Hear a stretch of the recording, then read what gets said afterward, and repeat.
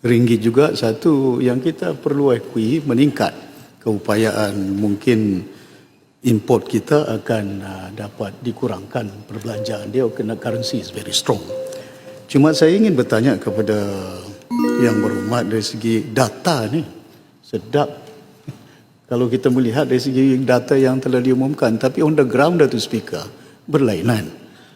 Kalau kita lihat dari segi sumber pekerjaan, downstream, saya tahu banyak kerajaan persekutuan membantu inisiatif, bantuan peruntukan diberikan, berbagai inisiatif. Tapi on the ground ni, downstream is one of the poorest area. Kita tak dapat memanfaatkan. Bayangkan macam contoh kelapa sawit, kita merupakan satu tempat mengeluar kelapa sawit yang terbesar di negara kita. But when you go to downstream, tidak banyak manfaat yang diperolehi. Soalannya mana? Jadi soalan dia itu yang saya nyatakan, downstream. Ya, adakah pihak kerajaan pusat peruntukan yang begitu besar, di samping itu downstream juga digalakkan supaya minyak, kelapa sawit dan berbagai contohnya macam minyak dan gas.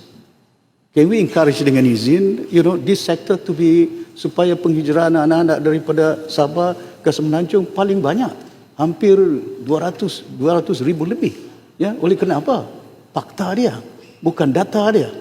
Peluang pekerjaan tak diperolehi, kemungkinan kalau peluang pekerjaan diperolehi Sabah, gajinya berbanding taklah begitu lumayan sangat. Yang keduanya, saya juga ingin bertanya, tapi mungkin ini lain daripada apa yang di peranan kementerian. Cuma saya berharap agar faktor dari segi cukai pun, kerana SME juga berhadapan dengan berbagai masalah di peringkat negeri. Invoice yang ada, cukai yang ada, dan di samping itu kita faham perbincangan, perbahasan tentang cukai ini.